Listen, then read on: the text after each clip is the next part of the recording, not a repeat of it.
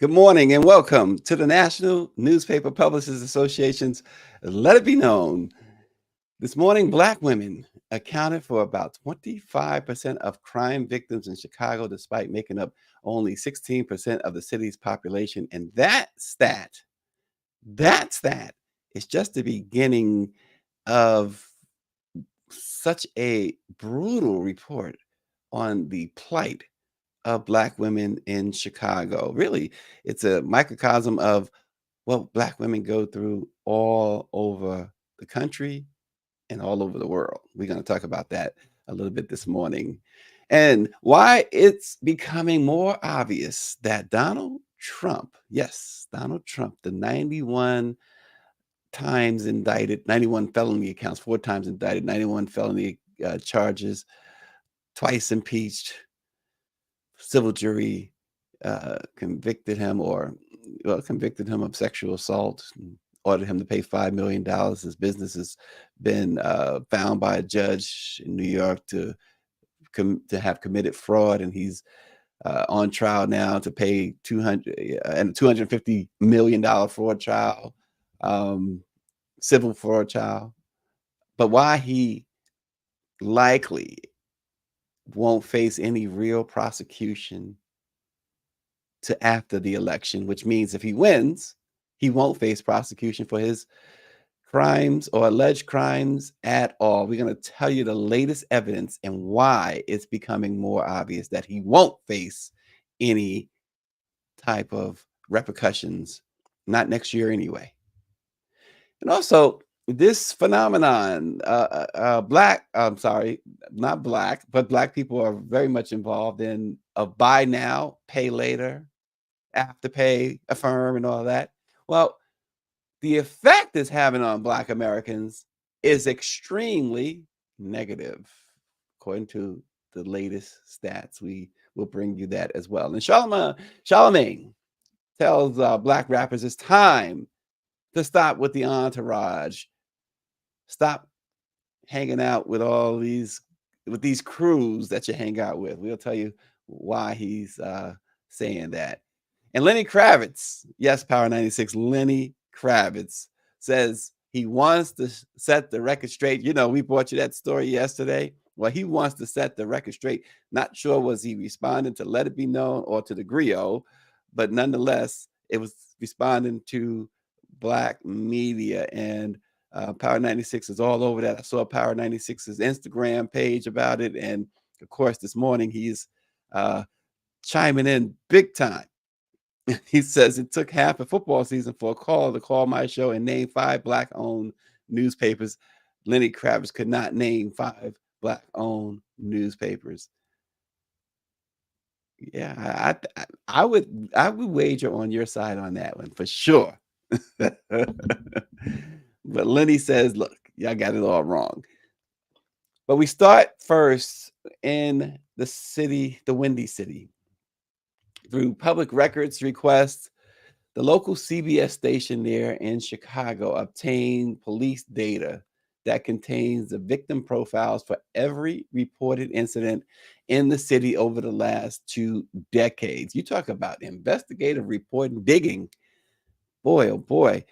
Uh, the digging accounted for more than 8 million victims, and one group consistently held the burden of crime: Black women. In 2022, last year, there were more than 26,000 violent crimes and more than 212 nonviolent crimes in Chicago, ranging from shooting and robberies to retail and motor vehicle theft, affecting about 260,000 victims. Well, about 25% of those victims were Black women. And when you consider that Black women comprise just 16% of Chicago's population, oh my gosh, you see how over-indexed they are in these crime categories. The ratio is more pronounced, is about 33% when accounting only for reported crimes with race data. and excluding crimes without clear victims, such as retail theft and other narcotics arrests and violations. The resultant analysis becomes the closest accounting, short of actual names, of who is directly affected by crime in Chicago. There were about 1,600 sexual assault victims last year, for instance, and Black women made up 40% of those victims. Black women were the most victimized group in Chicago. They account, as far as assaults were concerned, 35% of assaults and 38% of batteries were committed against Black women. They also accounted for 34% of 146 kidnappings, and half of the human trafficking crimes that took place victimized Black women. Even in nonviolent crimes, Black women can't catch a break. Even in nonviolent crimes, which accounted for nearly a quarter of property thefts and 28% of motor vehicle thefts, where race data is available. Of the 455 victims assaulted on buses, city buses, at bus stops, trains, and train stations last year, Black women were the hardest hit, accounting for 38% of the victims. They also, it just, whew. And Power 96 says, yeah, this is just insane. They also accounted for more than half of the 27 sexual assault victims on city transportations. On city transportation, whether bus or train. They said Black and Hispanic women mostly experience crime through batteries, while white victims experience crime through property thefts. They misplaced their platinum card. Somebody took it. It's so disturbing. In 2022, for instance, for every white girl who was a victim of battery, there were 14 Black girls. We're talking girls now, before reaching womanhood. There were 14 Black girls who were battered. Also, Black women in Chicago are the most stalked victims. Last year, there were more than 200 Black women stalked, which accounted for half of the victims. So now this question goes out to Black men. What are y'all doing to protect your Black women? Apparently not a lot. I mean, yeah, we can't say it's your fault that they are victimized, but where are you? Holy smoke. When I was looking at this report, and again, this is not some group putting together stats. This is from crime stats provided by law enforcement. Oh my gosh. What is going on in Chicago? Beautiful city. Misha Green, she goes there all the time, managing editor of the Washington Informer. Her mom lives there. Goodness grief. My wife and I went there a few years ago for an anniversary, and we saw Hamilton there, and just enjoyed the city. And what are y'all doing over there? And Mike V says a community of no fathers has no leadership. Wow. Yeah. We got to do better in Chicago. Oh man. It's mind blowing. It really tugs at you when we just, yeah, I'm gonna equate it somehow, but we just a couple weeks ago we were talking about all of these sexual assault lawsuits filed in New York against, some big names, and how Black women in particular, are just used as punching bags, as sexual objects, and It's horrible. These are not your this is not this is far worse. You imagine Malcolm X, because remember what he said. Everybody knows what Malcolm X said, the black women being the most disrespectful. What would he say today? I think Malcolm would probably just go to Mecca and stay. Probably couldn't stomach this. He'd take all, and he got all these girls. He had all these girls, Ilyasha and all of them. He'd probably take them today. We all going to Mecca. We stand in Mecca. Unreal. We got to do something. We have to do something about it. In fact, we should do here is this something I'm thinking. Perhaps we need some sort of forum, some sort of black press forum on protecting black women, using Malcolm X's words as our theme. Good night. It's got to stop. It's got to stop. And black men, we must step up. I got girls, and I was just telling my wife just the other day. I said, because we worry about the girls and driving and perhaps getting pulled over or whatever. I just told her, so you know, it will be it will be the end of me if something that we continue to see in the news was to happen to one of my girls. Got 4 girls. It will be not this let it be known guy. He used to let it be known, you'll be saying. Anyway, moving on to the twice impeached, 4 times indicted former president Donald Trump, and Power 96 doesn't want me to move on yet. He says he agrees this must stop, but please do not, with a capital not, invite Candace Owens. I would say what first thing came to my mind, but I'm not. It's not appropriate. Candace Owens. Who is that? Who is that? Does she know who she is? Gosh. But okay, Angela. See, y'all gotta stop me from moving on. Angela, I got Angela Connolly. Where's my Angela Connolly says a community with no fathers have no leadership. Women have wait a second, toted the load for years. Don't make me run back to my phone. I was in the barn. She's no, so I agree with both of y'all. Mike V, I agree with that, but I also agree with what you're saying here, and I've thought of that, Angela, that black women certainly have shouldered the load forever. But I think the point is they shouldn't have to, and they need someone, or let me rephrase that. They could use someone to stand up for them. Daniela Pierre says March is Women's History Month. Could be a good time to host a solution-driven forum on the state of black women. Couldn't agree more, Daniela.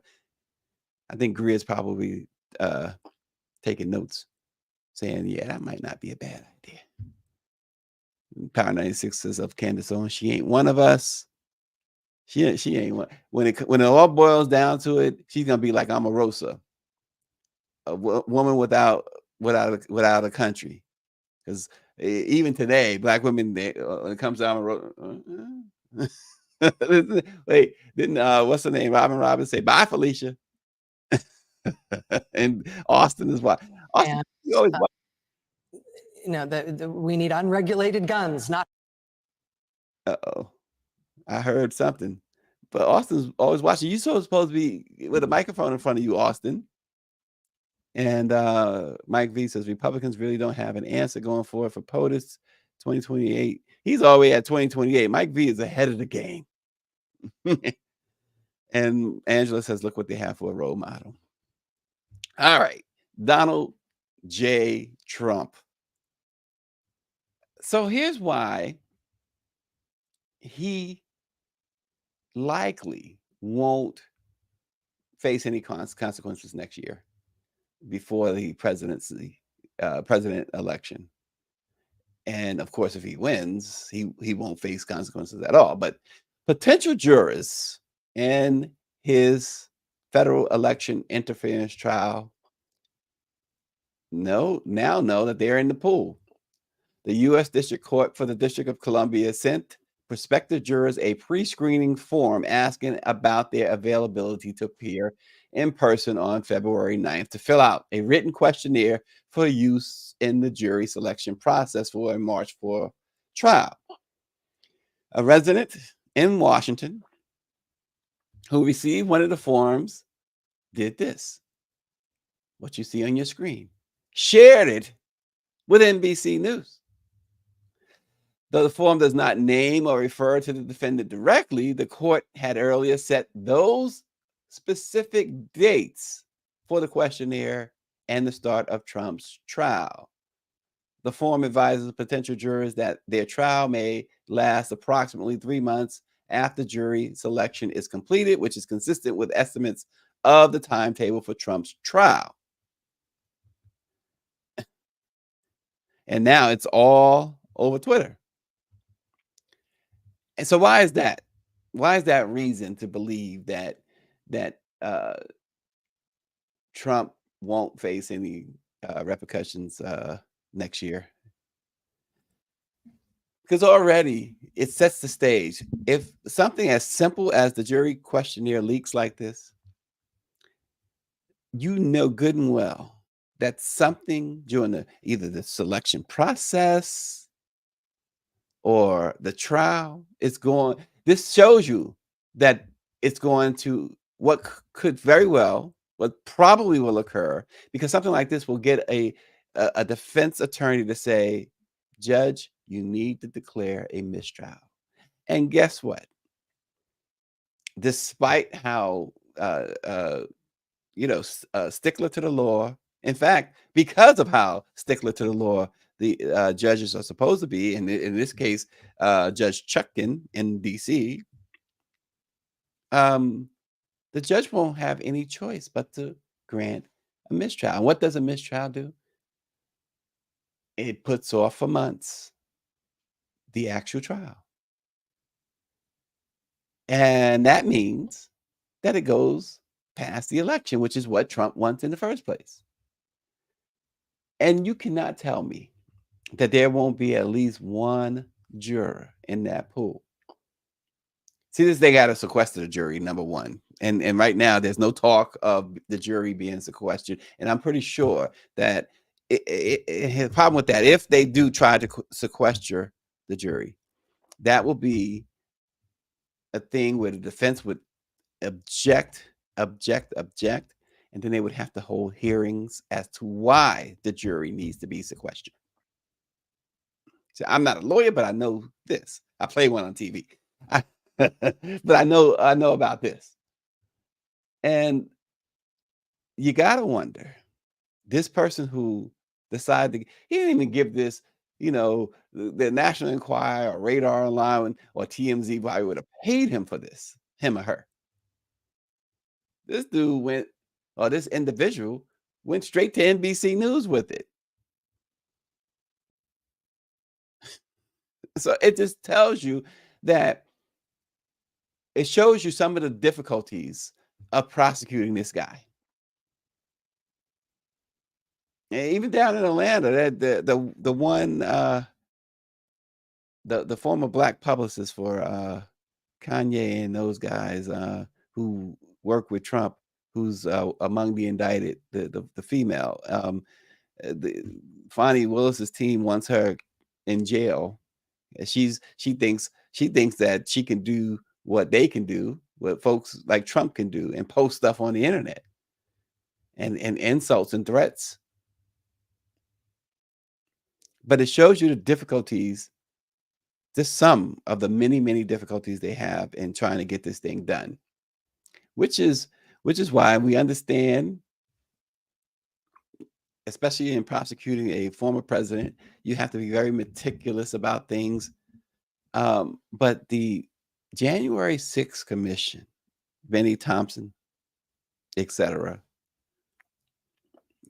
provided the DOJ prosecutors with everything they needed some time ago. In fact, they did the work. They did all the legwork that prosecutors should have been doing since January 6th, 2021.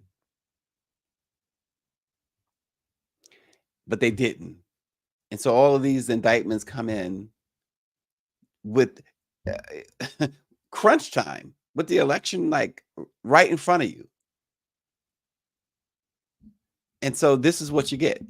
This is what you get, which also begs the question from conspiracy theorists: did they do this to say, look, we tried to do our job, knowing that they couldn't do their job? They wasn't going to, they didn't intend to follow through, and they needed an out. You have to ask these questions. It's the Cuddy lady that I'm referring to, as Power 96 says, Mike V. She's the one who's he says she's 5 cans short of a 6-pack. She's the one that the prosecutors in Georgia are going to be asking the judge to jail her. But nonetheless, that they're going to, this is all of the stops that going to be pulled when as we get closer and closer to the first trial date for Donald Trump, which is right now March the 4th. And the hope in the special counsel's case that's supposed to start on March 4th is that they will be done and have a verdict by August. But it's a close timeline, because you got to know that the defense gets there's no time clock in the courtroom on defending yourself, or even from the prosecutor side. They can present for months, and the defense, if they could call enough witnesses, and if you don't, it could be one of those filibuster type things where they're asking this witness the same question or different questions, over and over again. You remember the OJ trial? The OJ trial, people forget, it began with his arraignment in June of 1994. They had preliminary hearings in July. The trial began in January, and it didn't end until October of 1995. So indeed, these things can be delayed or just carried out. So they've already got in this special election, this special counsel's trial, they've got a very condensed window in which they're trying to get it all in, which suggests too that the prosecutor, Jack Smith, is not going to call but so many witnesses, because he's going to want to end his case at least by April to prepare for some sort of shenanigans by the defense to push it out longer. And then he's got to be very careful in every question, every witness, and every piece of evidence he presents, because again, the threat of a mistrial looms, and they cannot afford a mistrial and start all over again. So it's going to be interesting. So this is what triggered this morning. The fact that somebody would just go to NBC News. Look, I got the documents to fill out for the jury. I'm in the jury pool. This guy, we list all the 91 charges, twice impeached, indicted 4 times. The fraud that the judge found him guilty of grave civil fraud is how the judge put it. The sexual assault, which the jury found against him. allegedly making hush money payments to cover up an alleged extramarital affair with a porn star. This is all the guy that is the front runner for the Republican nomination. Wrap your heads around that. Wow, politics, it's more comedy than anything else. Moving on. So, how many people use buy now, pay later, like Afterpay, Affirm? Um, there's another one I can't think of his name, but these transactions have now increased so significantly that on Cyber Monday, uses of buy now, pay laters were up 43% over last year. So even while consumers are spending more money, the worries, the concerns continue to rise, especially among African Americans. Forbes took an in-depth look at buy now, pay later, which is essentially a type of credit or loan that customers often overlook when shopping for holiday gifts. Forbes reported that buy now, pay later is used by people of all demographics, but mostly, of course, by African Americans. And they said that there is a significant reliance on it among financially vulnerable individuals. The disproportionate impact on Black Americans is especially concerning. Black consumers are 63% more likely than white consumers to use buy now, pay later platforms. And it raises a lot of questions because the Consumer Financial Protection Bureau, they did not, with these buy now, pay laters, they didn't uh, disclose potential financial risks that are associated with the services. All we know is many people use them. They have lower credit scores or unfulfilled credit needs. They're short on cash, so they resort to buy now, pay later. Even and make no mistake, it's not buy now, pay later is not just for, they don't necessarily target low income people. It's for everybody can use them. But Black and Hispanic consumers were found to have been more likely than white consumers to use it. It's that, and so Allied Research says that that market is going to reach about $4 trillion by 2030. The real world effects of financial distress are highlighted by the shocking 27% of Black households that are currently behind on their debt payments, according to Lending Club's holiday season survey. So you got to be careful with this buy now, pay later situation. It's very attractive to many, but experts have called it loan stacking. They get because people get multiple buy now, pay later loans from different suppliers. It don't show up on their credit reports. And so financial experts say that this strategy has the potential to create a dangerous debt spiral. And it's pretty obvious, right? And many of the buy now, pay later services, what they do is conceal an individual's actual amount of debt because they don't report to the major credit bureaus. So they don't. So you go to one buy now, pay later, and you're $2,000-3,000 in the hole with them. Go to another buy now, pay later service.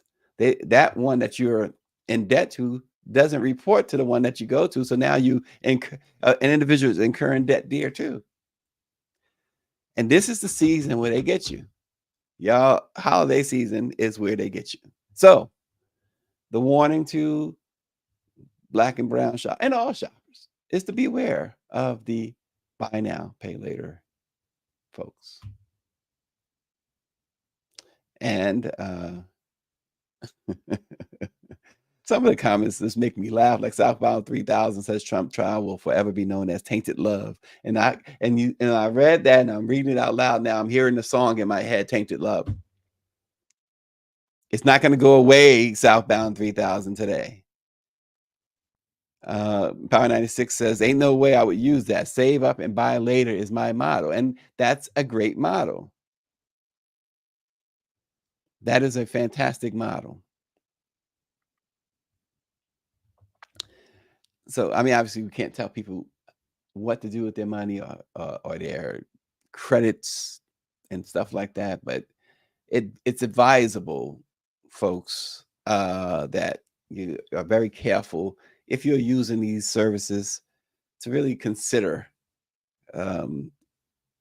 really deeply consider it before. Think about all the other options that might be available, including, as Power 96 says, how about instead of buy now, pay later, save up and buy later. I like that, Power 96. So, Charlamagne had a lot. He's always got a lot to say, don't he? And sometimes you can't help but to hear him out. Well, let's hear what he had to say about rappers in general and entourages. Rappers should kind of phase out. Yeah, entourages are played out, especially if you have a bunch of people around you who don't serve no real purpose. Because if those brothers served a real purpose, they wouldn't be doing something as foolish as that. Because that's not security. Like the way I move, I have real security with me. I have former police officers that are security, and they know how to handle situations. Security's job isn't to beat people up. Security's job is to diffuse things. So if there is a threat, you recognize the threat, and you get Nardo out of there, and then you try to de-escalate the situation. So I think entourages are played out, especially if it's a bunch of people who don't necessarily serve a purpose. I tell folks that all the time, man. Make sure your infrastructure is right. Make sure everybody actually has a role. Make sure everybody actually has a position that they're playing. And when somebody doesn't play that position right, you got to treat it like the NFL. You cut them and you bring somebody else in that can actually play the position. So if I was Nardo Wick, I'd cut all of those people that were around me because they didn't play their position well at all. Right. Where should he go from here to make it right? Yes, cut everybody. So obviously he was responding and he said it himself there to the situation with Nardo Wick.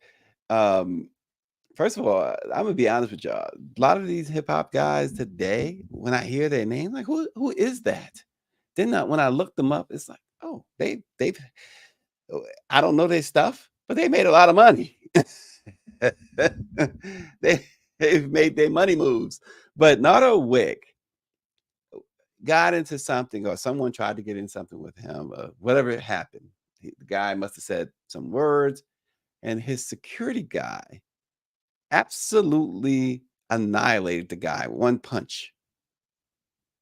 Knocked him cold. And if you saw the clip of that, it appeared to be totally unnecessary. It's like what Charlamagne was saying. If you're trained correctly, and he says he has those people around him, you de-escalate. Plus, it's not the security guy you the one with all the money, Nardo, and the rest of the other guys, the other hip hop acts, guys and girls. They're coming after you. This guy, when he wakes up, and I think he has woken up by now, he's not coming solely after the security guard. He's coming after your bank account. It's that simple. And what Charlamagne said there was absolutely right.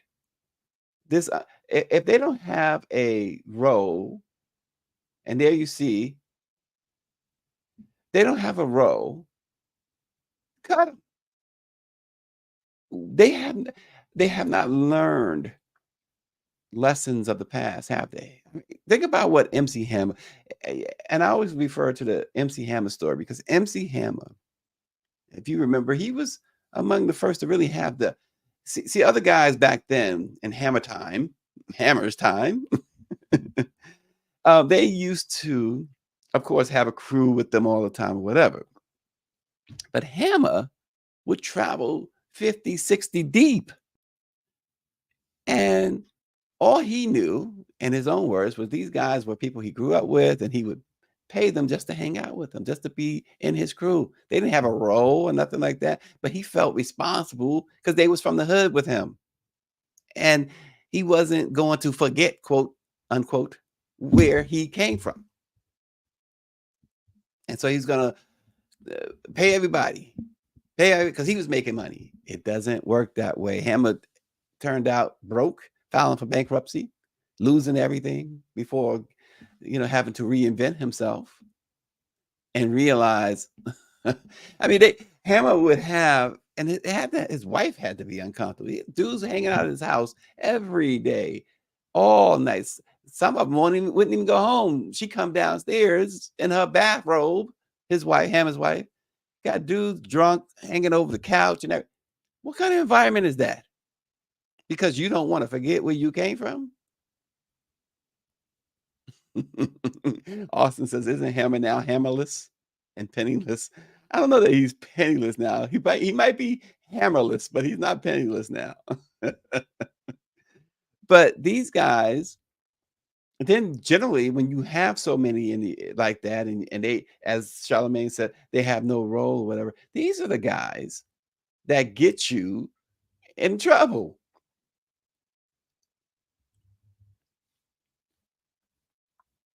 We've seen so much happen with hip-hop artists, and when you boil it all down, whether it be stuff like that, the unfortunate murders of some hip-hop artists, when you boil it all down, it may have very well come down to the fact that if they didn't have certain people in their entourage, they would not have found that trouble. In some cases, they may have still been alive. These guys got to wake up. When you start, Cardi B says she doesn't leave her house unless it's $1 million involved. Now, that sounds like a cocky statement and all, but you got to understand the context. Make it worth my while is what she's saying. And these guys, and the same thing with your entourage, make it worth my while. Not that because you become successful, it's not like you're shutting people out, or you're taking this stand like you're better than them or they're nothing. No, make it worth my while. It's like Austin Cooper. He told me, make it worth his while for me to hang out with him. I had to step up my game to hang out with Austin Cooper. It's just unbelievable. Yeah, and so Greer puts it even more context than Nardo thinks. She says it was a fan who had VIP tickets and approached Nardo, a teenager. Oh my goodness. So and he, yeah, is a white kid too. So you alienate, and look, let's be real. You've heard them all say it. When the white audience fans start buying your music and stuff, you going places. You gonna make a lot of money. But then you start alienating them like that, and no doubt, dude, you've alienated not just this kid and his family, but a whole bunch of folks. And apparently he was only asking for a photo. Wow. And this is the response, because he got close to him. And this guy close to him, and he asked for a photo. Now, you can't expect a yes to every autograph request, every photo request, or whatever. But if you were at a certain location, and it looks like that location they were at, what would have hurt it? What would have hurt for them to say, hey, either one, yes, give the kid a photo, right? Because many fans, they take it to the extreme anyway. It's like, for them, it's like a moment of a lifetime. Or say, now's not a good time. Please move on. or move the artist along. It's one or the other, yes or no. No, the response of brutally beating this kid to show that you some sort of big man or something. So Nardo's going to pay financially. Hopefully, this security guy, pays with a nice little stint as a guest of the Department of Corrections, because it's just ridiculous, absolutely ridiculous. Then they said that he suffered a concussion and bleeding on the brain simply because he asked for a photo. Heck, now I don't even want to. Not that I would anyway. I don't even want to buy your music now. That gives me even less, more incentive not to buy your music. Listen, come on, that's ridiculous, and you didn't do it. That's the point. That's what Charlamagne. You didn't do that, but now you got people saying, "I leave that." Where are you? Bernie Mac, moving on. Let's move on, America. Oh gosh, unreal, folks. That Angela Connolly, if you're still there, that maybe that's another town hall we need to do. Maybe that's just another. Am I losing my? It's another town hall we need to do. Whew. Unreal. So yesterday we told you about Lenny, American woman Kravitz. Well, he responded, and Power 96 says he's not buying it, but he responded. He said he's clarifying his comments regarding his absence from Black Awards programs, emphasizing that his concern was not directed at Black-owned media companies. Earlier, and in response to his comments to Esquire, we took him to task. We asked whether he or his publicists or his handlers, did they even know the Black press, or were they ignoring the Black press or Black-owned media? And again, to be clear, Black-owned, Black targeted. We're talking Black-owned. And we even tweeted at Lenny on X. Did we X'd at him? Did we X'd at him or tweeted at him? How do you say that? We invited him to explain why he chose to take his beef to mainstream media if he had been concerned about the Black press.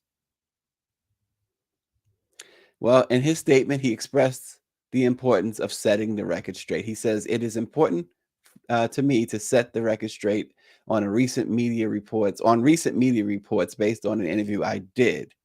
My Black musical heritage means a lot to me, and I love my success to my supporters who have taken this journey with me over the span of my career." He went on to clarify the specific nature of his comments, stating that the comment I made was not about Black media or the Black community.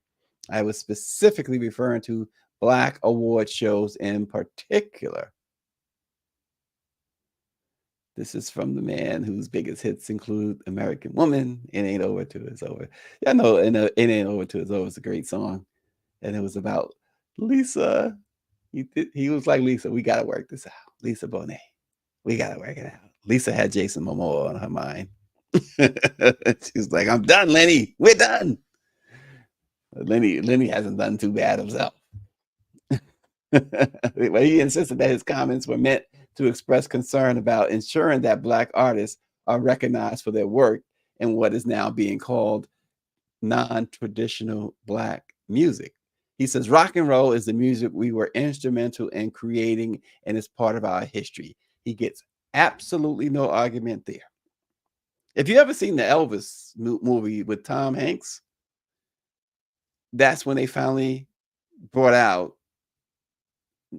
how Black artists were behind Elvis's success. Without the Black artists, Elvis would not have been Elvis. That's what I appreciated most about that movie, that they really brought it out.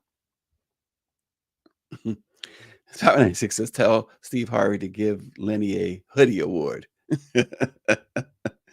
But Lenny goes on to say that we must retain our heritage and celebrate that together. So he's just saying he was disappointed that he not received invitations to events like the BET or Source Awards. He says, here's a Black artist who has reintroduced many Black art forms, who has broken down barriers just like those that came before me broke down. That, he says, is positive. And he says, they don't have anything to say about it. He questioned it. He says, BET and countless others have paved the way for this type of recognition. I hope that by my sharing my concern, a spotlight will be shown on this issue. Love and peace, Lenny Kravitz. There's no question that next year at the BET Awards, Lenny Kravitz is going to do a mini concert. There's no question about it. Y'all know it's going to happen. Southbound 3000 says he has a point. I don't think they do Source Awards anymore. Greer, do they still do Source Awards? I don't think so. But guarantee you, he's going to be front and center. And again, particularly after their failed negotiations and sale to Tyler Perry, BET is Black themed, but not Black owned. But nonetheless, it's important to Lenny Kravitz that this Black themed network includes him in the award show. There's no question he will be. There's no question that the NAACP will now take notice. There's no question that the Soul Train Awards folks will now take notice. This is what happens. But it's not to take away from the vast genius of Lenny Kravitz. That and Lenny Kravitz, dare I say, is among the most underrated guitarist ever. He really is. And if you, like me, enjoy a good guitar riff,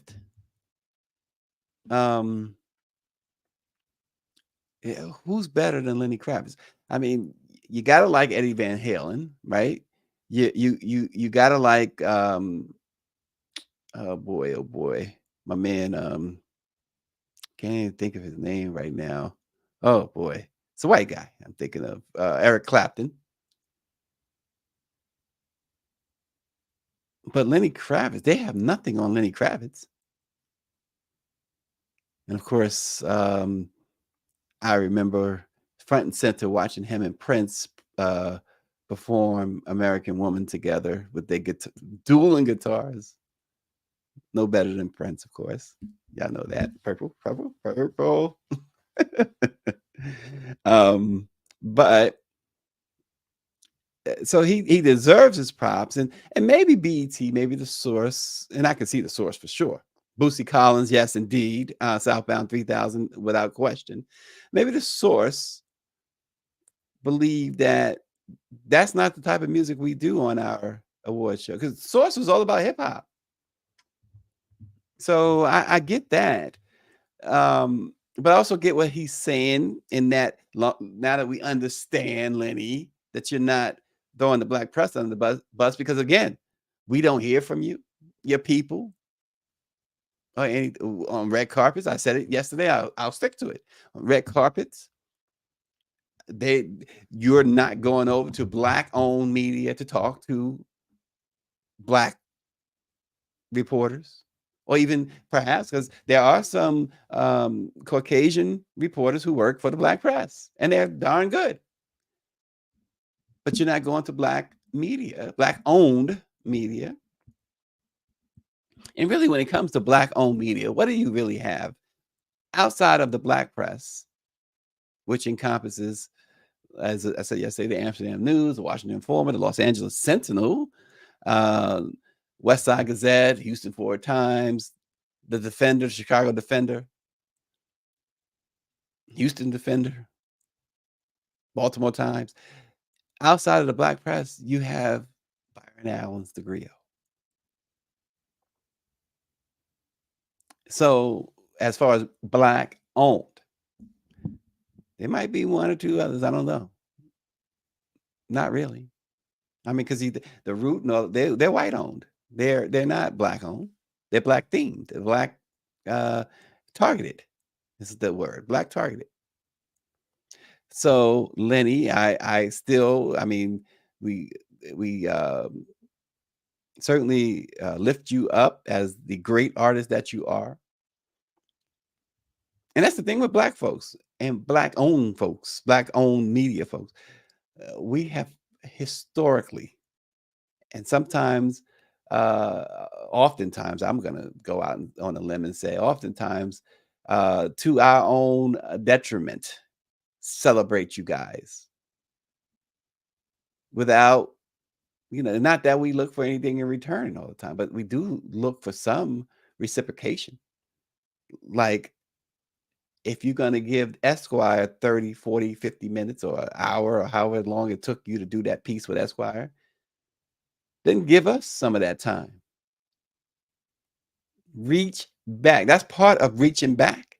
That's part of, when you climbing that ladder and getting on top like that, not kicking the ladder out from beneath you, but even extending that ladder, making it easier to reach you. And there's so many others like you, Lenny, who don't consider the Black press. And shame on you for it. You're still not off the hook. Shame on you for it. And that goes for all folks of power. That even extends to Black politicians. That extends to everyone. If you are not considering the Black press, then shame on you.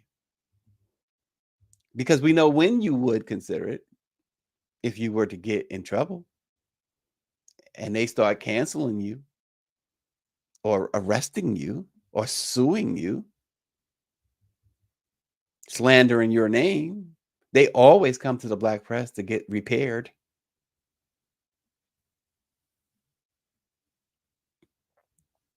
And Southbound 3000 says that once again, we want them advertising dollars. We do, without question, we do.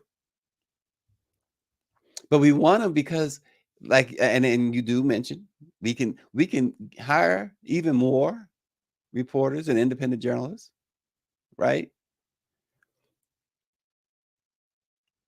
And do even more good work with that.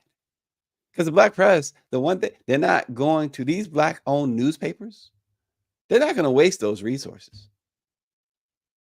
They're just not. And they're not, and at the same time, as you hear all the time in mainstream, they get these huge payouts, bonuses to the bosses, and then they cut off the staff. Many of them go into totally fake news with AI. They're not even hiding it anymore. But those who own Black newspapers in particular and Black media companies, they are extremely less likely to pocket any additional cash. They don't even know what it many of them don't even know what the word extra cash means. That they're not going to blow it on themselves.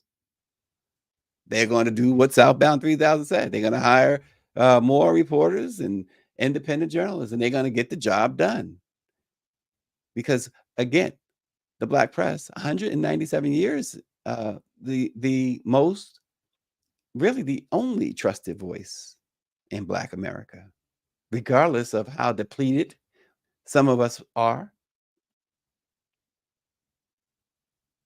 And Power 96 says Sheila Jackson Lee is using the Black press right now in Houston. It's election time, but she is using the Black press. And that's it. You can't listen. This is the proof is in the pudding. It's been proven time and time again. Big elections that you cannot win without taking out some time with the Black press. Be it both. Well, it really has to be both. sitting down with the black press and advertising with the black press. There you go. So Lenny Kravitz, we hear you, but we ask that you hear us as well. Thank you so much for joining Let It Be Known. We will see. Oh, wait, we have a special coming up, another Let It Be Known later this morning. What time is that again? Join us 11:30, I believe. You'll see the posting. But we have another Let It Be Known coming up. Okay, it's not this morning, but later. We'll give you some details.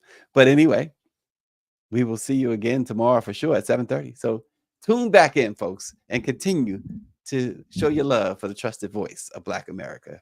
We'll see you then.